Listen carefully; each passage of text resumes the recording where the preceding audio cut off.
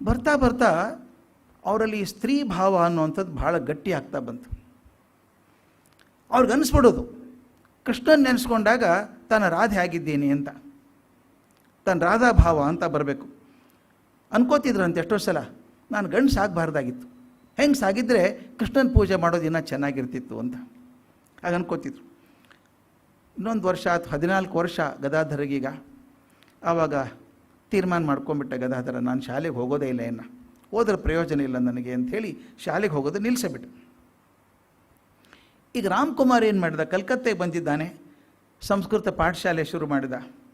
ಅದ್ರ ಜೊತೆ ಪುರೋಹಿತ ವೃತ್ತಿ, ಹೇಗೋ ಬದುಕಬೇಕಲ್ಲ, ಬರೋದೇ ಒಂದು ಕೆಲಸ ಆತನಿಗೆ. ಪೂಜೆ ಮಾಡೋದು, ಪುರೋಹಿತ ವೃತ್ತಿ ಬರ್ತದೆ, ಸಂಸ್ಕೃತ ಬರ್ತದೆ, ಪಾಠಶಾಲೆ ಮಾಡಿದ್ದಾರೆ. ಆ ಪಾಠಶಾಲೆ ಅಂತ ಹೆಸರಿಗೆ ಅಷ್ಟೇ ಅದು, ಅದರಿಂದ ಆದಾಯ ಉತ್ಪನ್ನ ಏನಿರಲಿಲ್ಲ. ಆ ಬರೋ ಹುಡುಗರು ಅಂಥವ್ರೆ, ಅವ್ರು ಸಂಸ್ಕೃತ ಕಲಿಸ್ಬೇಕು. ಉದ್ದೇಶ ಎರಡಿತ್ತು, ಒಂದು ಸಂಸ್ಕೃತ ಪರಿಚಯ, ಮತ್ತೊಂದು ಸಂಸ್ಕೃತಿ ಪ್ರಸಾರ. ಅದ್ರ ಮೂಲಕ ನಮ್ಮ ಸಂಸ್ಕೃತಿ ಪ್ರಸಾರ ಆಗಬೇಕು, ಸಂಸ್ಕೃತ ಪರಿಚಯ ಆಗಬೇಕು ಹುಡುಗರಿಗೆ ಅಂತ ಪಾಠಶಾಲೆ ಮಾಡ್ತಿದ್ರು. ಆದ್ದರಿಂದ ಆದಾಯ ಆ ಪಾಠಶಾಲೆ ನಡೆದ್ರೆ ಸಾಕಾಗಿತ್ತು. ಬದುಕಿಗೆ ಏನು ಮಾಡಬೇಕು ಅಂತ ಹೇಳಿ ಕೆಲವು ಶ್ರೀಮಂತರ ಮನೆಯಲ್ಲೆಲ್ಲ ದೇವರ ಮನೆ ಪೂಜೆ ಒಪ್ಕೊಂಡಿದ್ರಂತೆ. ಗಮನಿಸಿರಬೇಕು, ಈಗೂ ಇದೇನು ಗೊತ್ತಿಲ್ಲ, ನಮ್ಮೂರಲ್ಲಿ ಇತ್ತದು. ಒಬ್ಬ ಆಚಾರ್ಯರು ಒಂದು 5-6 ಮನೆಗೆ ಹೋಗಿ ಎಲ್ಲ ಕಡೆ ಪೂಜೆ ಮಾಡ್ಕೊಂಡು ಬರಬೇಕು. ಅವ್ರಿಗೆಷ್ಟು ದಕ್ಷಿಣೆ ತಿಂಗಳಿಗೆ ಅಂತ ಕೊಟ್ಬಿಡೋದು. ಹಳ್ಳಿ ಕಡೆ ಅಂತೂ ದಕ್ಷಿಣೆನೇ ಕೊಡ್ತಿರಲಿಲ್ಲ.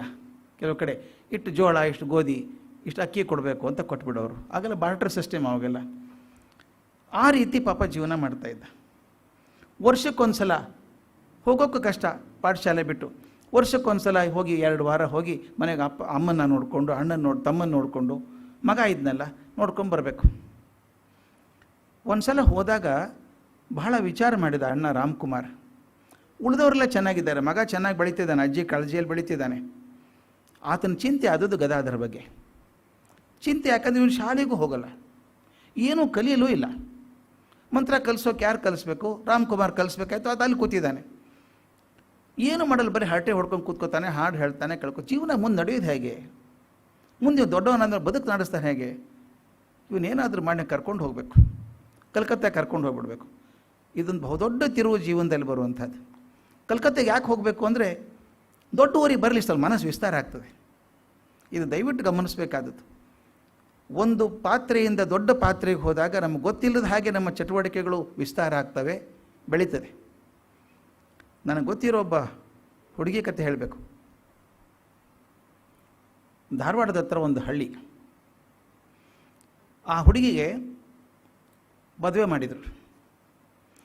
ಆ ಹುಡುಗಿ BEd ಮಾಡಿದ್ದಾಳೆ, ಟೀಚರ್ ಆಗಬೇಕು ಅಂತ. ಆ ಊರಲ್ಲಿ, ಸಣ್ಣ ಊರಲ್ಲಿ ಒಂದು ಕೆಲಸ ಮಾಡಿದ್ಲು, ಟೀಚರ್ ವೃತ್ತಿ ಮಾಡ್ತಾಯಿದ್ಲು. ದುರ್ದೈವ, ಮದುವೆಯಾಗಿ 1 ವರ್ಷನೋ 2 ವರ್ಷನೋ ಮಗು ಹೆತ್ತಿದ್ದಾಳೆ, ಗಂಡ ಸತ್ತೋಗ್ಬಿಟ್ಟ. ಅಲ್ಲಿ ಅತ್ಯಂತ ಸಂಪ್ರದಾಯದ ವಂತನದು. ಆಕೆ ತಲೆ ಬೋಳಿಸಿ ಮತ್ತು ಕೆಂಪು ಸೀರೆ ಉಡಿಸ್ಬೇಕು ಅಂತ ತೀರ್ಮಾನ ಮಾಡ್ಕೊಂಡಿದ್ರು. ಆಕೆ ಬೇಡ ಅನ್ನಿಸ್ತು. ಅಪ್ಪ ಸ್ವಲ್ಪ ಮಾಡ್ರನ್, ಬೇಡ ಅಂತ ಹೇಳ್ಕೊಂಡ. ಹಾಗಾದ್ರೆ ಆ ಊರಲ್ಲಿ ಇರೋದು ಬೇಡ, ಊರಲ್ಲಿದ್ದರೆ ತುಂಬ ಕಿರಿಕಿರಿ ಆಗುತ್ತೆ ಅಂತ ಬೆಂಗಳೂರಿಗೆ ಬಂದರು. ಬೆಂಗಳೂರು ಬಂದಾಗ ಒಂದು ಯಾವುದೋ ಶಾಲೆಗೆ ನಾನು ಕೆಲಸ ಹಚ್ಕೊಟ್ಟೆ, ಒಂದು ಸ್ವಲ್ಪ ಹೋಗು ಅಂತ. ಅದು ಒಳ್ಳೆಯ ಶಾಲೆ. ಆ ಸಣ್ಣ ಊರಿಂದ ಈ ಶಾಲೆಗೆ ಬಂದವಳಿಗೆ ಒಂದೇ ಸಲ ಆಕೆಗೆ ಸಣ್ಣ ಊರಿಂದ ಬೆಂಗಳೂರಿಗೆ ಬಂದಂಗೆ ಅನಿಸ್ಬಿಡ್ತು. ಬೆಂಗಳೂರಿಗೆ ಬಂದಿದ್ದಾಳೆ, ಆ ಶಾಲೆ ದೊಡ್ಡದು ಅನಿಸ್ಬಿಡ್ತು. ಹಾಗೆ ಆ ಸಣ್ಣ ಊರಿತ್ತಲ್ಲ, ಸಣ್ಣ ಊರಿತ್ತು, ಅಲ್ಲಿ ತುಂಬ ಚೆನ್ನಾಗಿರೋ ಪಾಠ ಮಾಡ್ತಾಳೆ ಅಂತ ಹೆಸರಿತ್ತು. ಆದರೆ ಇಲ್ಲಿ ಬಂದ ಕಾಂಪಿಟೇಷನ್ ತುಂಬ ಜಾಸ್ತಿ ಆಗುತ್ತಲ್ಲ. ಇದು ಬೆಂಗಳೂರಿನ ಅತ್ಯಂತ ಒಳ್ಳೆಯ ಶಾಲೆ ಅಂತ ಇದ್ದದ್ದು. ಆಕೆ ಗಾಬರಿ ಆಗಿಬಿಡ್ತು. ದಿನ ನನ್ನ ಕಡೆ ಬರೋಳು, ಹೆಂಗೆ ಮಾಡೋದು ಸರ್ ಪಾಠ ಇಲ್ಲೆಲ್ಲ, ನನಗೆ ಗಾಬರಿ ಆಗುತ್ತೆ, ಇವರೆಲ್ಲ ಮಾಡೋ ರೀತಿ ನೋಡಿದಾಗ ನನಗೆ ಆಗೋಲ್ಲ ಅನಿಸುತ್ತೆ ಅಂತ. ಕಷ್ಟಪಟ್ಟು ಓದಿದ್ದು ಹುಡುಗಿ. ರಾತ್ರಿ ಎಲ್ಲ ಕೂತ್ಕೋಬೇಕು, ಓದಬೇಕು, ತಯಾರಿ ಮಾಡ್ಕೋಬೇಕು, ಪಾಠ ಮಾಡಬೇಕು. ಒಂದು 2-3 ವರ್ಷ ಮಾಡೋದ್ರೊಳಗೆ ಆಕೆಗೆ ಚೆನ್ನಾಗಿ ಪಾಠ ಮಾಡ್ತಾಳೆ ಅಂತ ಧೈರ್ಯ ಬಂತು. ಅಂದರೆ ಬೆಂಗಳೂರಿನ ಒಳ್ಳೆಯ ಶಾಲೆಯಲ್ಲಿ ಒಳ್ಳೆಯ ಮೇಷ್ಟ್ರು ಅಂತ ಹೆಸರು ತೊಗೊಂಡ್ಲು. ಆನಂತರ ನಾನು ಒಂದು ಅಂತಾರಾಷ್ಟ್ರೀಯ ಶಾಲೆಯಲ್ಲಿ ಆಕೆ ಕರ್ಕೊಂಡು ಹೋದೆ. ನೀನು ಇಲ್ಲಿ ಬಾ ಅಂತ ತಿಳ್ಕೊಂಡು. ಆಕೆಗೆ ಇನ್ನೂ ಎದೆ ಹೊಡೆದೋಯ್ತು. ಇಲ್ಲಿ 15-16 ದೇಶದ ಮಕ್ಕಳಿದ್ದಾರೆ. ಅವ್ರು ಇಂಗ್ಲೀಷ್ ಅದ್ಭುತ, ಅರ್ಥ ಆಗ್ಬೇಕಾದ್ರೆ 3 ತಿಂಗಳು ಬೇಕು. ಅವರು ಅಮೇರಿಕನ್ಸು, ಆಸ್ಟ್ರೇಲಿಯನ್ಸ್ ಮಾತಾಡ್ತಾ ಇದ್ದರೆ ಅವ್ರ ಭಾಷೆ ಅರ್ಥ ಆಗಬೇಕು, ಅವ್ರಿಗೆ ಅರ್ಥ ಆಗೋಂಗಿಕೆ ಮಾತಾಡಬೇಕು. ಮತ್ತು ಅಲ್ಲೆಲ್ಲ ಟೆಕ್ನಾಲಜಿ ಭಾಳ ಯೂಸ್ ಮಾಡುವಂಥದ್ದು. ಈ ಶಾಲೆಗೆ ಹೋಗಿ ಕೆಲಸ ಮಾಡ್ತೀವಿ. ಇಲ್ಲಿ ಬಂದಲೆಲ್ಲ ಒಂದು 3 ವರ್ಷದಲ್ಲಿ ತುಂಬ ಚೆನ್ನಾಗಿ ಅಲ್ಲೂ ಹೆಸರು ಮಾಡಿದ್ಲು. ಒಂದು ಸಲ ಈ ಶಾಲೆ, ಬೆಂಗಳೂರು ಶಾಲೆ ಶ್ರೇಷ್ಠ ಶಾಲೆ ಅಂತ ಏನಿತ್ತೋ, ಅಲ್ಲಿಗೆ ಒಂದು ಸಲ ಕರೆದ್ರು ಆಕೆನ ಯಾವುದೋ ಒಂದು ಕಾಂಪಿಟೇಷನಿಗೆ ಜಡ್ಜ್ ಆಗಿ ಬಾ ಅಂತ ಬರೆದ್ರು. ಆಕೆ ಅಲ್ಲಿ ಹೋಗಿ ಬಂದು ನನಗೆ ಹೇಳ್ತಾಳೆ, ಸರ್ ಎಷ್ಟು ಹಿಂದಿದ್ದಾರೆ ಸರ್ ಅವರು, ಗೊತ್ತಾಯ್ತಲ್ಲ, ಎಷ್ಟು ಹಿಂದಿದ್ದಾರೆ ಸರ್, ಏನು ಯೂಸೇ ಮಾಡಲ್ಲ ಟೆಕ್ನಾಲಜಿ ಅವರು ಅಂತ. ನಾನು ಹೇಳಿದೆ, ಅದ್ರ 3 ವರ್ಷ ಹಿಂದೆ ನೆನಪು ಮಾಡ್ಕೊ ನೀನು. ಅಲ್ಲಿದ್ದಾಗ ಈ ಶಾಲೆ ಬಂದಾಗ ಜ್ವರ ಬಂದುಬಿಟ್ಟಿತ್ತು ನಿನಗೆ, ಈ ಹುಡುಗರಿಗೆ ಪಾಠ ಹೆಂಗೆ ಮಾಡೋದು, ಭಾಳ ಬುದ್ಧಿವಂತರಿದ್ದಾರೆ ಇವರು ಅಂತಿದ್ದೆ ನೀನು. ಆದರೆ ಇಲ್ಲಿಗೆ ಬಂದಾಗ ಅದು ಸಣ್ಣದನಿಸುತ್ತೆ, ಇಲ್ಲಿದ್ದಾಗ ಅದು ಸಣ್ಣದನಿಸುತ್ತೆ. ಹೀಗೆ ಕ್ಷೇತ್ರ ಬದಲಾದಾಗ ನಮ್ಗೆ ಗೊತ್ತಿಲ್ಲದಂಗೆ ಬೇರೆ ಬೇರೆ ಆಯಾಮಗಳು ಬರ್ತಾವೆ ಜೀವನಕ್ಕೆ, ಬೆಳ್ಕೊಂಡು ಹೋಗುತ್ತೆ ಜೀವ. ರಾಮ್ಕುಮಾರ್ ಮನಸ್ಸಲ್ಲಿದ್ದದ್ದು ಅದು. ಇಲ್ಲೇ ಕೂತ್ಕೊಂಡ್ರೆ ಕಮಾರ್ ಪುಕ್ಕರಲ್ಲಿ ಹಿಂಗೆ ಇರ್ತಾನೆ ಅವನು, ಏನು ಬದಲಾಯಿಸಲ್ಲ. ಮತ್ತು ಹಾಡ್ಕೊಂಡಿರೋದು, ಮನಸ್ಸಿಗೆ ಆದಾಗ ಒಂದು ಭಾವಾವಿಷ್ಟ ಆಗೋದು, ಇದಾಗ್ತಾನೆ. ಅಲ್ಲಿ ಹಚ್ಚೋಣ, ಕೆಲಸಕ್ಕೆ ಹಚ್ಚಬೇಕು. ಮತ್ತು ಇನ್ನೊಂದು ನನಗೂ ಅನುಕೂಲ ಆಗುತ್ತೆ, ನಾನು ಮಾಡ್ತಾ ಇದ್ದೀನಲ್ಲ ಸಂಸ್ಕೃತ ಪಾಠಶಾಲೆ, ಅದು ನೀವು ನಡೆಸೋಕ್ಕಾಗಲ್ಲ. ಪಾಠಶಾಲೆ ನಾನು ನಡೆಸ್ತೀನಿ, ನೀನು ಪೂಜೆ ವಿಧಾನ ಎಲ್ಲ ಹೇಳಿಕೊಟ್ರೆ ಇವನು ದೊಡ್ಡ ದೊಡ್ಡವ್ರ ಮನೇಲಿ ಪೂಜೆ ಮಾಡ್ತಾನೆ, ಅವ್ರು ಕೊಡೋ ದುಡ್ಡಿಂದ ನನಗೂ ಸ್ವಲ್ಪ ಆದಾಯ ಆಯಿತು, ಮನೆ ಕಳಿಸ್ಬೋದು ಅಂತ ಹೇಳ್ದ. ಅಮ್ಮನಿಗೆ ಹೇಳ್ದ, ಚಂದ್ರಮಣಿಗೆ, ಕರ್ಕೊಂಡು ಹೋಗ್ಬಿಡ್ಲ ಇವನ್ನ ಅಂತ. ಅವ್ನು ಬರಲ್ವೋ, ವಿಚಿತ್ರ ಹುಡುಗ ಅವನು, ಇಲ್ಲಿ ಹೊಂದ್ಕೊಂಡಿದ್ದಾನೆ, ಎಲ್ಲರಿಗೂ ಬರ್ತಾನೋ ಅಂದ್ಬಿಟ್ಟು ಬರಲ್ಲ, ರಾಮೇಶ್ವರನು ಅಂತ ಬರಲ್ಲ ಅಂತ. ಕೇಳಿ ನೋಡ್ತೀನಿ ಅಂತ. ಇದು ವಿಚಿತ್ರ ಹೆಂಗಿದೆ ನೋಡಿ, ಇವು ಕೇಳೋದಕ್ಕಿಂತ ಮೊದಲೇ ಖಾತ್ರಿ ಇದೆ ರಾಮ್ಕುಮಾರ್ಗೆ ಕಲ್ಕತ್ತೆಗೆ ಬರಲ್ಲ ಇವನು ಅಂತ. ಹೋಗಿ ಮಾತಾಡಿದ್ದಂತೆ, ನೋಡೋ ನನ್ನ ಜೊತೆ ಕಲ್ಕತ್ತೆಗೆ ಬಂದುಬಿಡೋ ನೀನು, ಚೆನ್ನಾಗಿರ್ತದೆ ಅಂತ. ಓ ಬರ್ತಿಲ್ಲ, ನಾಳೆ ಹೋಗೋಣ ನಡಿ ಅಂದ. ಅಂದರೆ ವಿಚಿತ್ರ ಅದು, ಇವರೆಲ್ಲ ತೀರ್ಮಾನ ಮಾಡ್ಕೊಂಡಿದ್ದೇನು ಅಂದರೆ ಬರಲಿಕ್ಕಿಲ್ಲ, ಕಲ್ಕತ್ತೆಗೆ ಬರೋಕ್ಕೆ ಒಪ್ಪಲಿಕ್ಕಿಲ್ಲ, ಆ ಊರಲ್ಲಿ ಚೆನ್ನಾಗಿ ಹೊಂದ್ಕೊಂಡಿದ್ದೀನಿ ಅಂತ. ಆದರೆ ಎಷ್ಟೋ ಕಡೆ ಹಿಂಗೆ ಆದದ್ದು ರಾಮಕೃಷ್ಣನ ಜೀವನದಲ್ಲಿ. ಅಂದರೆ ನಾನು ಬರ್ತೀನಿ, ಹೋಗೋಣ ನಡಿ ಅಂದ್ಬಿಟ್ರು, ತಕರಾರೇ ಇಲ್ಲ, ಖುಷಿಯಿಂದ ಒಪ್ಕೊಂಡದ್ದು. ಅಣ್ಣನ ಜೊತೆ ಹೊರಟೇ ಬಿಟ್ರು, ಕಲ್ಕತ್ತೆಗೆ ಬಂದರು. ಬಂದಮೇಲೆ ಅಣ್ಣ ಕೂಡಿಸ್ಕೊಂಡು ಆ ಗದಾಧರನಿಗೆ ಎಲ್ಲ ಮಂತ್ರಗಳನ್ನು, ಪೂಜಾ ವಿಧಿಗಳನ್ನು ಎಲ್ಲಗಳನ್ನು ಹೇಗೆ ಮಾಡಬೇಕು ಅಂತ ಕಲಿಸಿದ್ರು. ಅದನ್ನು ಬೇಗ ಕಲ್ತ್ಕೊಂಡ್ಬಿಟ್ರು. ಯಾಕೆ ಮನಸ್ಸಿದೆಯಲ್ಲ, ಪೂಜೆ ಮಾಡೋದು ಮನಸ್ಸಿದೆಯಲ್ಲ, ಅದನ್ನೆಲ್ಲ ಹಿಡ್ಕೊಂಡ್ಬಿಟ್ರು. ಅದಕ್ಕೇನು ಮಾಡಿದ್ರು, ಒಂದು 5-6 ಜನ ಶ್ರೀಮಂತರ ಮನೆ ಇತ್ತಲ್ಲ, ಅಲ್ಲಿ ಹೋದರು. ಪೂಜೆ ಖುಷಿಯಲ್ಲ ಹೇಗಿದ್ರು ಇವರಿಗೆ. ಈಗ ಪ್ರತಿಯೊಂದು ಮನೆಯಲ್ಲಿ ವಿಶೇಷವಾಗಿ ಪೂಜೆ ಮಾಡಬೇಕು, ಚೆಂದ ಮಾಡಬೇಕು. ಮನೆ ಯಜಮಾನರಿಗೂ ಖುಷಿ, ಅಲ್ಲಿ ಹೆಣ್ಮಕ್ಳಿಗೆ ಭಾಳ ಖುಷಿ. ಮನೆಯಲ್ಲಿ ಹೆಣ್ಮಕ್ಳಿಗೆ ಅವರೆಲ್ಲ ಭಾರಿ ಶ್ರೀಮಂತರ ಮನೆ ಹೆಣ್ಮಕ್ಳು, ಹೊರಗಡೆ ಬಂದು ಮಾತಾಡೋರಲ್ಲ. ಆದರೆ ಗದಾಧರನ ಹಚ್ಕೊಂಡ್ಬಿಟ್ರು ಅಂದರೆ ಪೂಜೆ ಆದಮೇಲೆ ಕೂತ್ಕೊಳ್ಳಿ ಆಚಾರ್ಯ, ಭಟ್ಟಾಚಾರ್ಯ ಅಂತಾರಲ್ಲ, ಪೂಜಾರಿಗೆಲ್ಲ ಭಟ್ಟಾಚಾರ್ಯ ಅಂತ. ಭಟ್ಟಾಚಾರ್ಯ ಒಂದು ಹಾಡು ಹೇಳಿ ಹೋಗಿ ಅನ್ಬೇಕು. ಇವರೆಲ್ಲ ಹಾಡು ಹೇಳೋರು. ಹೀಗಾಗಿ ಆ ಎಲ್ಲ ಹೆಣ್ಮಕ್ಳು ಸಂಕೋಚ ಬಿಟ್ಟು ಇವನ ಹತ್ರ ಮಾತಾಡ್ತಾ ಇದ್ರಂತೆ. ಇವ್ರಿಗೊಂದು ಫ್ಯಾನ್ಸ್ ಕ್ಲಬ್ ಆಯ್ತಲ್ಲಿ. ಎಷ್ಟು ಜನ ಮನೆಗೆ ಹೋಗ್ತಿದ್ರೋ ಅಷ್ಟು ಎಲ್ಲರ ಮನೆಯಲ್ಲಿ ಎಲ್ಲ ಹೆಣ್ಮಕ್ಳು ಇವನು ಪರಿಚಯ. ಇವ್ರು ಒಂದು ದಿವಸ ಪೂಜೆಗೆ ಹೋಗ್ತಿದ್ರೆ ಕೇಳೋದಂತೆ, ಯಾಕೆ ಭಟ್ಟಾಚಾರ್ಯ ಬರಲಿಲ್ಲಲ್ಲ ನಿನ್ನೆ, ಕಳಿಸ್ಕೊಡಿ. ಒಂದೊಂದು ಸಲ ಆಭಾಸ ಆಗ್ತಿತ್ತಂತೆ. ರಾಮ್ಕುಮಾರೇ ಹೋಗ್ತಿದ್ರು ಯಾವುದೋ ಮನೆಗೆ, ಹೋದಾಗ ಹೇಳ್ತಿದ್ರಂತೆ, ಭಟ್ಟಾಚಾರ್ಯ ಆ ಕಿರಿ ಭಟ್ಟಾಚಾರ್ಯನೇ ಕಳಿಸ್ಬಿಡಿ, ನಮ್ಗೆ ಅದು ಹೊಂದುತ್ತೆ ಅಂತ. ಅಂದರೆ ಈ ವಿಕೆ ಮೋರ್ ಪಾಪ್ಯುಲರ್ ದ್ಯಾನ್ ಬ್ರದರ್. ಅಲ್ಲಿ ಹೋಗ್ಬಿಟ್ಟು ಪೂಜೆ ಮಾಡ್ತಾಯಿದ್ರು. ಅನಂತರ ಮಾಡ್ತಾ ಇರಬೇಕಾದ್ರೆ ಆದಾಯ ಬರೋದು ಸಂಸ್ಕೃತ ಪಾಠಶಾಲೆಯಿಂದ ಏನೂ ಬರ್ತಿಲ್ಲ. ಈ ನಮ್ಮ ಕೊರೋನಾ ಇದ್ದಂಗೆ ಇರಬೇಕದು. ಶಾಲೆಗಳಿಗೆ ಯಾರೂ ಫೀಸೇ ಕಟ್ಟಲ್ಲಲ್ಲ, ಹಂಗೆ ಅಲ್ಲಿ ಯಾರೂ ಸಂಸ್ಕೃತ ಪಾಠಶಾಲೆಗೆ ಯಾರೂ ಕಟ್ಟಲಿಲ್ಲ. ಸಂಬಳ ನಡೆಸೋದು ಕಷ್ಟ ಆಯಿತು. ಆದರೆ ಬಿಡೋಕ್ಕಾಗಲ್ಲ. ಈ ಪೂಜೆ ಮನೆಯಿಂದ ಬಂದಿದ್ದು ಎಷ್ಟು ಬರುತ್ತೆ, ಹೇಗೋ ಮಾಡಬೇಕು. ರಾಮ್ಕುಮಾರ್ ತಮ್ಮನ ಹತ್ರ ಮಾತಾಡಿ ಹೇಳಿದ್ದಂತೆ, ನೋಡಪ್ಪ ನನ್ನ ಪರಿಸ್ಥಿತಿ ಹೀಗಿದೆ, ನನಗೆ ಉಳಿದಿರೋದು ಒಂದೇ ಮಾರ್ಗ, ಈಗ ಭಿಕ್ಷೆ ಬಿಡೋದೊಂದೇ. ಯಾಕಂದ್ರೆ ನನಗಿರೋದು 2 ಕೆಲಸ, ಪೂಜೆ ಮಾಡೋದು, ಸಂಸ್ಕೃತ ಕಲಿಸೋದು. ಆ 2ರಲ್ಲೂ ನಾನು ಬದುಕೋಕ್ಕಾಗಲ್ಲ ಅನಿಸುತ್ತೆ. ನನ್ನ ಜೀವನ ಹೇಗೆ ಆಯಿತು, ಇಷ್ಟು ವರ್ಷ ಇದ್ದೀನಿ ನಾನು, ಇನ್ನು ಮುಂದೆ ಹೇಗೆ ಜೀವನ ನಾನು ತಿಳಿತಾ ಇಲ್ಲ ಅಂತ ಹೇಳಿ ಭಗವಂತನನ್ನು ಪ್ರಾರ್ಥನೆ ಮಾಡ್ತಾ ಅವನೇನಾದರೂ ದಾರಿ ತೋರಿಸ್ತಾನೆ ಬಿಡು ಅಂತ ಗದಾಧರ ಹೇಳಿದ. ಇದು ನನಗೆ ಯಾವಾಗಲೂ ಮುಖ್ಯ ಅನಿಸೋದು. ನಂಬಿಕೆ ಗಟ್ಟಿ ಆಗಿದ್ದರೆ ಪರಿಹಾರಗಳು ದೊರೀತವೆ. ನಂಬಿಕೆ ಅಳ್ಳಕ್ಕಾಗಿದ್ದರೆ ಯಾರೂ ಸಹಾಯ ಮಾಡಲ್ಲ. ಆಗತ್ತೋ ಇಲ್ಲೋ ನೋಡೋಣ, ದೇವರು ಬರ್ತಾನೋ ಇಲ್ಲೋ ನೋಡೋಣ ಅಂತ ಖಂಡಿತ ಬರಲ್ಲ ಅವನು. ಆ ನಂಬಿಕೆ ಗಟ್ಟಿ ಆಗಿರಬೇಕು. ಗದಾಧರನ ನಂಬಿಕೆ ಮತ್ತು ರಾಮ್ಕುಮಾರ್ ನಂಬಿಕೆ ಗಟ್ಟಿಯಾಗಿತ್ತು ಅಂದರೆ ನಮ್ಮ ಜೀವನದಲ್ಲಿ ಏನೋ ಒಂದು ಆಗತ್ತೆ. ನಾವು ಭಕ್ತಿಯಿಂದ ಬದುಕಿದ್ದೀವಿ, ಯಾರಿಗೂ ಅನ್ಯಾಯ ಮಾಡಿದವರಲ್ಲ. ಅದಕ್ಕೆ ನಾನು ಯಾವಾಗಲೂ ಈ ಮಾತನ್ನು ಹೇಳ್ತಾ ಇರ್ತೀನಿ, when your beliefs are intense and honest, God will stand next to you ಅಂತ. ನಮ್ಮ ನಂಬಿಕೆಗಳು ಗಟ್ಟಿಯಾಗಿರಬೇಕು ಮತ್ತು ಇದು ಒಳ್ಳೆಯದಿರಬೇಕು, ಒಳ್ಳೆಯ ವಿಚಾರಗಳಿರಬೇಕು, ಅಂದರೆ ಭಗವಂತ ಇರ್ತಾನೆ ಅಂತ. ಹಾಗೇ ಆಯಿತು. ರಾಮಕುಮಾರ ನಂಬಿಕೊಂಡು ಇನ್ನೇನಾದರೂ ದಾರಿ ಸಿಕ್ಕೀತಾ ಅಂತ ವಿಚಾರ ಮಾಡುವಾಗ ಭಗವಂತನ ಯೋಜನೆಯೇ ಬೇರೆ ಆಗಿತ್ತು. ಕಲ್ಕತ್ತೆ ದೊಡ್ಡ ನಗರ, ಅಲ್ಲೊಂದು ಜಾನ್ ಬಜಾರ್ ಅಂತ ಒಂದಿದೆ. ಜಾನ್ ಬಜಾರ್ ಅಂದರೆ ಶ್ರೀಮಂತರು ಇರುವಂಥ ಜಾಗ. ನಮ್ಮಲ್ಲಿ ಕೆಲವು ಇದಾವಲ್ಲ, ಸದಾಶಿವನಗರ ಇಂಥಲ್ಲೆಲ್ಲ, ಅಂದರೆ ಅಲ್ಲೆಲ್ಲ ಬರೀ ಶ್ರೀಮಂತರೇ, ಅದಕ್ಕೆಲ್ಲ ನಾವು ಹೌಸ್ ಆಫ್ ಲಾರ್ಡ್ಸ್ ಅಂತ ಕರಿತೀವಿ. ಹಾಗೆ ಜಾನ್ ಬಜಾರ್ ಅಂದರೆ ಅತ್ಯಂತ ಶ್ರೀಮಂತರು ಮಾತ್ರ ಇರುವಂಥ ಏರಿಯಾ. ಅಲ್ಲಿ ಒಬ್ಬಳು ರಾಸಮಣಿ ಅಂತ ಒಬ್ಬ ಹೆಣ್ಮಗಳಿದ್ಲು. ರಾಸಮಣಿ ಬೇಸಿಕಲಿ ಅಂಬಿಗರ ಹೆಣ್ಮಗಳು. ಭಾರಿ ಆಸ್ತಿ ಆಕೆದು, ದೊಡ್ಡ ಆಸ್ತಿ, ದೊಡ್ಡ ಜಮೀನ್ದಾರು. ಆಕೆ ಕಾಶಿಗೆ ಹೋಗಬೇಕು ಅಂತ ವಿಚಾರ ಇತ್ತು ರಾಸಮಣಿಗೆ. ಗಂಡ ವ್ಯಾಪಾರ ನೋಡ್ಕೋತಾ ಇದ್ದ, ತುಂಬ ದೊಡ್ಡ ಸಾಮ್ರಾಜ್ಯ ಕಟ್ಟಿದಂಗೆ ಕಟ್ಟಿಬಿಟ್ಟಿದ್ದಾನೆ, ದುಡ್ಡು ಬೇಕಾದಷ್ಟಿದೆ. ಈಕೆ ಕಾಶಿಗೆ ಹೋಗಬೇಕು ಅಂತ ತಯಾರು ಮಾಡ್ಕೊಂಡು ಎಲ್ಲ ಸಿದ್ಧ ಮಾಡುವಾಗ ಅಕಸ್ಮಾತ್ತಾಗಿ ಏನೋ ಕಾರಣ ಬಂದು ಗಂಡ ತೀರ್ಕೊಂಡ್ಬಿಟ್ಟ. ಕಾಶಿಗೆ ಹೋಗೋದು ಬಿಟ್ಬಿಟ್ಲು. ಅದಕ್ಕೆ ಚಿಂತೆ ಅಂದರೆ ಆಸ್ತಿ ನೋಡ್ಕೊಳ್ಳೋದು ಯಾರು? ಒಂದೊಂದು ಸಲ ನಮ್ಮನ್ನು ನುಗ್ಗಿ ಬಿಡ್ತದೆ, ಪರಿಸ್ಥಿತಿ ನಮ್ಮನ್ನು ನುಗ್ಗಿ ಬಿಡ್ತದೆ ಆ ಸಿಚುವೇಷನ್ನಲ್ಲಿ. ಹಾಗೆ ರಾಸಮಣಿ ಏನು ಮಾಡಿ ತಾನೇ ನಿಭಾಯಿಸೋಕೆ ಶುರು ಮಾಡಿದ್ಲು. ಎಷ್ಟು ಚೆನ್ನಾಗಿ ಚಾಕಚಕ್ಯತೆಯಿಂದ ತನ್ನ ವ್ಯಾಪಾರ ನಡೆಸಿದ್ಲು ಅಂದರೆ ಮೊದಲಿನಕ್ಕಿಂತ ಊರ್ಜಿತ ಆಗೋಕ್ಕೆ ಶುರು ಆಯಿತು. ಗಂಡ ಇದ್ದಾಗ ಏನು ಬಿಸ್ನೆಸ್ ಆಗ್ತಾಯಿತ್ತು ಅದಕ್ಕಿಂತ ದೊಡ್ಡ ಪ್ರಮಾಣದಲ್ಲಿ ಬಿಸ್ನೆಸ್ ಬೆಳೆಯೋಕ್ಕೆ ಶುರು ಆಯಿತು. ಇನ್ನೊಂದು ವಿಶೇಷ ಆಯಿತು, ಆಕೆ 4 ಜನ ಹೆಣ್ಮಕ್ಳು, 4 ಜನ ಹೆಣ್ಮಕ್ಳು ಕರೆಕ್ಟ್. ಅದರಲ್ಲಿ 3 ಜನದ ಮದುವೆ ಆಗಿಬಿಟ್ಟಿದೆ, 3 ಜನ ಮದುವೆ ಆಗಿದೆ.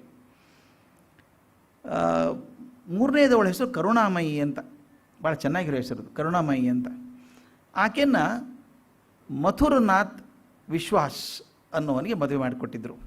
ಈ ಮಥುರಾ ಅನ್ನುವಂಥ ದೊಡ್ಡ ಪಾತ್ರ ಏನು ರಾಮಕೃಷ್ಣನ ಜೀವನದಲ್ಲಿ ಬರುವಂಥದ್ದು. ಮಥುರಾನಾಥ ಅಂತ, ಅಡ್ಡ ಹೆಸರು ವಿಶ್ವಾಸ್ ಅಂತ. ಮಥುರಾನಾಥ್ ವಿಶ್ವಾಸ್ ಅವನು ಮದುವೆ ಮಾಡಿಕೊಟ್ಟಿದ್ರು. ಒಂದು ಮಗು ಹುಟ್ಟಿದ ಮೇಲೆ ಕರುಣಾಮಯಿ ತೀರ್ಕೊಂಡ್ರು.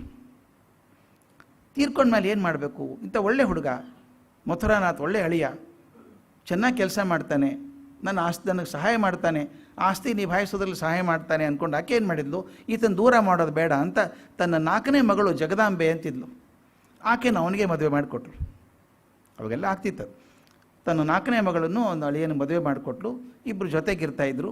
ಇನ್ಮೇಲೆ ಬರ್ತಾ ಬರ್ತಾ ಮಥುರಾನಾಥ ರಾಸಮಣಿ ಬಲಗೈ ಬಂಟ ಆಗ್ಬಿಟ್ಟ. ಆಸ್ತಿ ನಿಭಾಯಿಸೋದಲ್ಲ ಅವನ ಕೆಲಸ. ಒಳ್ಳೆ ಮನುಷ್ಯ, ಶಕ್ತಿ ಇದೆ, ನೀವು ನೋಡ್ಕೊಳ್ಳೋ ಅಂಥದ್ದು ನೋಡ್ಕೋತಾ ಇದ್ದ. ಹೀಗೆ ಶ್ರೀಮಂತೆ ಆದರೂ ಕೂಡ ರಾಸಮಣಿದ ಒಳ್ಳೆ ಗುಣ ಇತ್ತು. ಜಿಪುಣ ಅಳ್ಳಾಕೆ ಬಂದವ್ರಿಗೆಲ್ಲ ಕೈ ಎತ್ತಿ ದಾನ ಮಾಡಬೇಕು, ಅನ್ನದಾನ ಮಾಡಬೇಕು, ವಸ್ತ್ರದಾನ ಮಾಡಬೇಕು, ಬಂದವ್ರಿಗೆಲ್ಲ ಕೊಡಬೇಕು. ದೈವಭಕ್ತಿ ವಿಪರೀತ. ಆಕೆ ದೇವಿ ಕಾಳಿದೇವಿ ಭಕ್ತಿ ಆಕೆ. ಅದಲ್ಲದೆ ಕಾಶಿ ವಿಶ್ವನಾಥನ ಭಕ್ತೆ. ದೇವರಲ್ಲಿ ನಂಬಿಕೆ ಇದೆ, ಬಡವರ ಬಗ್ಗೆ ಕರುಣೆ ಇದೆ, ಮತ್ತು ಸಾಹಸ ಗುಣ ಇದೆ, ಸಾಧಿಸಬೇಕು ಅಂತ ಹೇಳಿ. ಒಂದು ಊರಲ್ಲಿ ಆ ಜಾನ್ ಬಜಾರ್ಲಿ ಒಂದು ದಂತಕಥೆ ಆಗಿಬಿಟ್ಟಿದ್ಲು. ಏನು ಸಮಸ್ಯೆ ಬಂದರೂ ರಾಸಮಣಿ ಕಡೆ ಹೋದರೆ ಸಾಲ್ವ್ ಆಗ್ತದೆ ಅಂತ. ಆದ್ದರಿಂದ ಎಲ್ಲರೂ ಆಕೆನ ರಾಣಿ ರಾಸಮಣಿ ಅಂತ ಕರೀತಾಯಿದ್ರು. ಆಕೆ ರಾಸಮಣಿ ಅಂಬಿಗರ ಹೆಣ್ಮಗಳು, ಶ್ರೀಮಂತೆ, ಆದರೆ ಆಕೆ ನಡವಳಿಕೆ ನೋಡ್ಬಿಟ್ಟು ಎಲ್ಲ ಜನ ರಾಣಿ ರಾಸಮಣಿ ಅಂತ ಕರೀತಾಯಿದ್ರು. ಅಲ್ಲಿ ಒಂದು ಪ್ರಸಂಗ ಹೇಗೆ ಬಂತು ನೋಡಿ, ನನಗೆ ಯಾವಾಗಲೂ ಇದು ಅನಿಸುತ್ತೆ, ಸಂದರ್ಭಗಳು ಬೇರೆ ಬೇರೆ ಬೇರೆ ಬರ್ತವೆ, ಎಲ್ಲ ಒಂದು ಕಡೆ ಒಟ್ಟುಗೂಡ್ತವೆ. ನಾನು ತಮಾಷೆ ಮಾಡಿತಿದ್ದೆ, ಎಲ್ಲ ಆರ್ಥರ್ ಹ್ಯಾಲಿ ನಾವೆಲ್ ಇದ್ದಂಗೆ ಇದು ಅಂತ. ಇಲ್ಲೊಂದು ಘಟನೆ ಆಗುತ್ತೆ, ಇಲ್ಲೊಂದು ಘಟನೆ ಆಗುತ್ತೆ, ಅವೆಲ್ಲೂ ಒಂದೇ ಕಡೆ ಬಂದು ಸೇರಿಕೊಳ್ತವೆ. ಈ ಜೀವನ ಇರೋದೇ ಹಾಗೆ. ಇಲ್ಲಿ ನೋಡಿ ಏನಾಯಿತು ಅಂದರೆ, ಈ ಕಂಪ್ನಿ ಸರ್ಕಾರ ಇತ್ತಲ್ಲ, ಬ್ರಿಟಿಷ್ ಸರ್ಕಾರ, ಅವ್ರು ಏನು ತಲೆಗೆ ಬಂತೋ ಗೊತ್ತಿಲ್ಲ, ಈ ಬಡ ಬೇಸ್ತರಿದ್ದಾರಲ್ಲ, ಸಣ್ಣ ಸಣ್ಣ ಬೇಸ್ತರು, ಅವ್ರ ಮೇಲೆಲ್ಲ ಕಂಡಾಪಟ್ಟಿ ತೆರಿಗೆ ಹಾಕಿಬಿಟ್ರು. ಮೀನು ಹಿಡಿಬೇಕಾದ್ರೆ ತೆರಿಗೆ ಕೊಡಬೇಕು ಅಂತ. ಪಾಪ ಬಡ ಬೇಸ್ತರು, ಸಿಕ್ಕೋದೊಂದು 4 ಮೀನು, ಅದನ್ನು ಮಾರಿ ಜೀವನ ಮಾಡೋದು. ಇವರೆಲ್ಲರೂ ಹಿಂಗೆ ಹಾಕಿದ ಮೇಲೆ ಅವ್ರು ಗಾಬರಿಯಾಗಿ ಹೋಗಿ ರಾಸಮಣಿಗೆ ಬೇಡ್ಕೊಂಡ್ರಂತೆ, ಅಮ್ಮ ನೋಡಿ ನಮ್ಮ ಹೊಟ್ಟೆ ಮೇಲೆ ಸಂಚಿಕಾರ ಬಂದುಬಿಡ್ತು, ಊಟಕ್ಕೆ ದಿಕ್ಕಿಲ್ದಂಗೆ ಆಯ್ತು ನಮ್ಮ ಪರಿಸ್ಥಿತಿ, ಅದಕ್ಕೇನಾದರೂ ಮಾಡ್ತೀರಾ ಅಂತ. ರಾಸಮಣಿ ಎಂಥ ಐಡಿಯಾ ಮಾಡ್ತಾ, ಆಕೆ ಬಿಸ್ನೆಸ್ ವುಮನ್ ನೋಡಿ, ಗೊತ್ತಿದೆ ಆಕೆ ಹೆಂಗೆ ಮಾಡಬೇಕು ಅಂತ. ಐಡಿಯಾ ಏನು ಮಾಡಿದ್ಲು ಅಂದರೆ, ಕಂಪ್ನಿ ಸರ್ಕಾರ ಹತ್ರ ಮಾತಾಡಿದ್ಲು. ನೋಡಿ, ಇಷ್ಟು ಪ್ರದೇಶ, ಇಷ್ಟೊಂದು ದೂರ ನದಿ, ಆ ನದಿ ಪ್ರದೇಶಕ್ಕೆ ಮೀನು ನಾನೇ ಹಿಡಿತೀನಿ, ಸರ್ಕಾರದಿಂದ ನನಗೆ ಕಾಂಟ್ರಾಕ್ಟ್ ಕೊಟ್ಬಿಡಿ ಪೂರ್ತಿ ಅದನ್ನು. ಸರ್ಕಾರ ವಿಚಾರ ಮಾಡಿದರು, ರಾಣಿ ರಾಸಮಣಿ ಅಂತ ಶ್ರೀಮಂತ ಹೆಣ್ಮಗಳೇ ಮೀನುಗಾರಿಕೆ ಮಾಡೋಕ್ಕೆ ಬಂದ್ಬಿಟ್ಟ ಮೇಲೆ ಆಕೆ ಬೇಕಾದಷ್ಟು ಮೀನು ಹಿಡಿತಾಳೆ, ಸರ್ಕಾರಕ್ಕೂ ಆದಾಯ ಬರುತ್ತೆ, ದೊಡ್ಡದಾಗ್ತದೆ ಅಂಥೇಳಿ ಭಾರಿ ಹಣ ಕಟ್ಟಿದ್ಲಕ್ಕೆ. ದೊಡ್ಡ ಪ್ರಮಾಣದ ಹಣ ಕಟ್ಟಿ ಆ ಪೂರ್ತಿ ನದಿ ಇಲ್ಲಿಂದ ಅಲ್ಲಿವರೆಗೂ ಆ ಕಾಂಟ್ರಾಕ್ಟ್ ತೊಗೊಂಡ್ಬಿಟ್ಲು, ಫುಲ್ ಕಾಂಟ್ರಾಕ್ಟ್ ಆಕೆಗೆ. ಜನ ಅಂದ್ಕೊಂಡ್ರೆ ಪಾಪ ಬಡ ಬೇಸ್ತರು ಸತ್ತು ಹೋದ್ರಿ, ಎಲ್ಲ ಪೂರ್ತಿ ಆಕೆ ತೊಗೊಂಡ್ರೆ ಸಣ್ಣವ್ರು ಏನು ಮಾಡ್ತಾರೆ ಅಂತ. ಆಕೆ ಒಂದು ಐಡಿಯಾ ಮಾಡಿದ್ಲು, ಅದು ಬುದ್ಧಿವಂತಿಕೆ ಐಡಿಯಾ ಹೆಂಗಿದೆ ನೋಡಿ, ಎಷ್ಟು ನನಗೆ ಹೆಂಗೆ ಬಂದಿರಬೇಕು ಆಕೆಗೆ ಅಂತ. ನದಿ ಹಿಂಗೆ ಹರಿತಾ ಇದೆಯಲ್ಲ, ಇಲ್ಲಿಂದ ಇಲ್ಲಿವರೆಗೂ ಆಕೆ ನದಿ. ಆಕೆ ಏನು ಮಾಡಿದೆ, ಇಲ್ಲಿ ಈ ದಂಡೆಯಿಂದ ಆ ದಂಡೆವರೆಗೂ ಕಂಬ ನಡೆಸಿ ಕಬ್ಬಣ ಸರಪಳಿ ಕಟ್ಸ್ಬಿಟ್ರು, ಅಡ್ಡ ನದಿಗೆ ಅಡ್ಡಾಗಿ. ಯಾಕೆ ಹೆಂಗೆ ಕಟ್ಸಿದ್ಲು ಅಂದರೆ, ಸಣ್ಣ ಸಣ್ಣ ದೋಣಿಗಳು ಕೆಳಗೆ ಹೋಗ್ಬೋದು, ದೋಣಿಗಳು ಕೆಳಗೆ ಹೋಗ್ತವೆ. ಈ ಸರ್ಕಾರದ ಬರ್ತಿತ್ತಲ್ಲ ದೊಡ್ಡ ದೊಡ್ಡ ದೋಣಿಗಳು, ಜಹಾಜುಗಳು, ಅವ್ಯಾವು ಹೋಗೋಕ್ಕೆ ಸಾಧ್ಯ ಇಲ್ಲ. ಕಟ್ಟಿಬಿಟ್ಲು. ಅವ್ರು ತಕರಾರು ಮಾಡೋಕ್ಕೆ ಶುರು ಮಾಡಿದರು. ನೋಟಿಸ್ ಕೊಟ್ಟರು ಆಕೆಗೆ, ನೀನು ಕಟ್ಟಿದ್ರೆ ನಮ್ಮ ಹಡಗುಗಳು ಹೋಗೋಕ್ಕೆ ಸಾಧ್ಯ ಇಲ್ಲ, ಅದು ಯಾಕೆ ನಿಲ್ಲಿಸ್ತೀಯ ಅಂತ. ಆಕೆ ಹೇಳಿದು, ನಾನು ನಿಮ್ಮ ದುಡ್ಡು ಕಟ್ಟಿ ಆ ನದಿ ಕೊಂಡ್ಕೊಂಡಿದ್ದೀನಿ ಅಷ್ಟು ಭಾಗ ಮೀನು ಹಿಡಿಬೇಕು ಅಂತ. ನಿಮ್ಮ ಹಡಗು ಬಂದರೆ ನಮ್ಮ ಮೀನು ಚೆಲ್ಲಾಪಿಲ್ಲಿಯಾಗಿ ಹೋಗ್ತವೆ. ನೋಡಿ ಹೆಂಗಿದೆ ಅದು, ನಮ್ಮ ಮೀನುಗಳು ಚೆಲ್ಲಾಪಿಲ್ಲಿಯಾಗಿ ಹೋಗ್ತವೆ, ನಾನೇನು ಹಿಡಿಯೋದು ಅವಾಗ, ನನಗೆ ಲಾಸ್ ಆಗ್ತದೆ ನೀವು ಮಾಡೋದ್ರಿಂದ. ಆದ್ದರಿಂದ ನಿಮ್ಮ ಹಡಗುಗಳನ್ನು, ಸರ್ಕಾರಿ ವಾಹನಗಳನ್ನು ಅಲ್ಲಿ ಬಿಡೋಲ್ಲ. ಮತ್ತೇನು ಮಾಡಬೇಕು, ಒಪ್ಪಂದ ಮಾಡ್ಕೊಳ್ಳಿ ನಮ್ಮ ಜೊತೆಗೆ, ನಾನು ನಿಮ್ಮೇನು ದುಡ್ಡೇನು ಕೇಳಲ್ಲ. ಯಾರೂ ಅಂಬಿಗರ ಮೇಲೆ ನೀವು ತೆರಿಗೆ ಹಾಕೋಲ್ಲ ಅಂದರೆ ಮಾತ್ರ ಸರಪಳಿ ತೆಗಿಯೋಲ್ಲ ಅಂತ. ನೋಡಿ ಹೇಗಿದ್ರೆ, ಮೂಗು ಹಿಡಿದ್ರೆ ಬಾಯಿ ತೆಗಿತದೆ.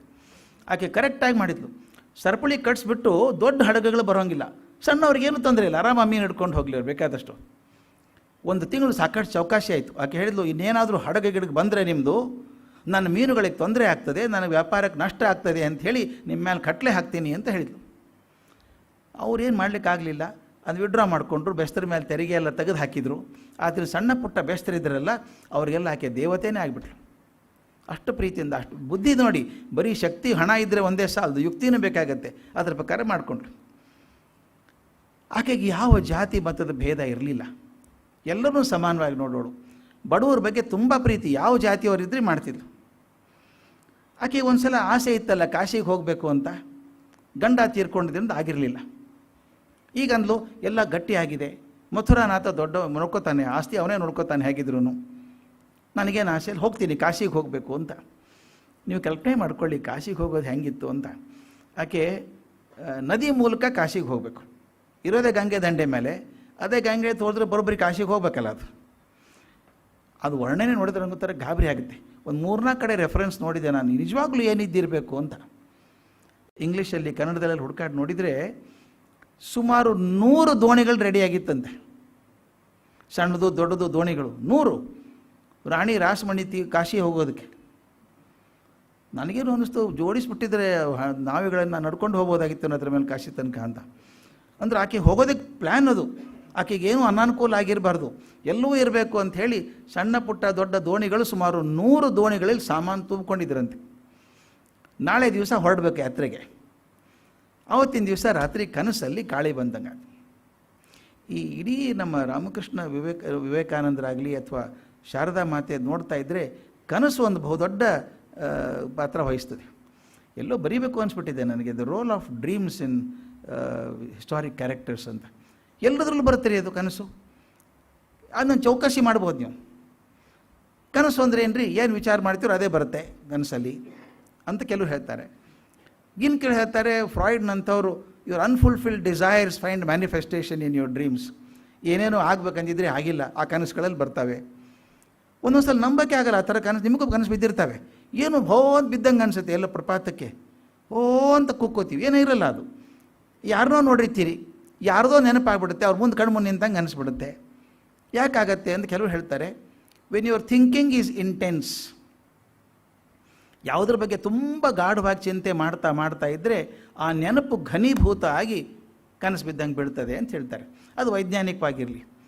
ಆದರೆ ನಮ್ಮಲ್ಲಿ ಸ್ವಪ್ನ ಅಂತ ಒಂದು ಮಾತಿದೆ, ಅದು ಕನಸು ಅನ್ನಲ್ಲ. ಅದಕ್ಕೆ ಸ್ವಪ್ನ ಅಂದರೆ ಮುಂದಾಗುವ ಸೂಚನೆ ಅಂತ, ಮುಂದಾಗುವಂಥದ್ದು ಸೂಚನೆ ಅದು. ಈಕೆಗೆ ರಾಣಿ ರಾಸಮಣಿಗೆ ಕನಸಲ್ಲಿ ಬಂದಂಗಾಯಿತು, ಸ್ವಪ್ನ ಆದಂಗಾಯಿತು. ಕಾಳಿ ಮಾತೆ ಬಂದ್ಲಂತೆ, ನೋಡು ನೀನು ಕಾಶಿಗೆ ಹೋಗೋ ಕಾರಣ ಇಲ್ಲ, ಕಾಶಿಗೆ ಹೋಗಲೇಬೇಕಾಗಿಲ್ಲ ನೀನು.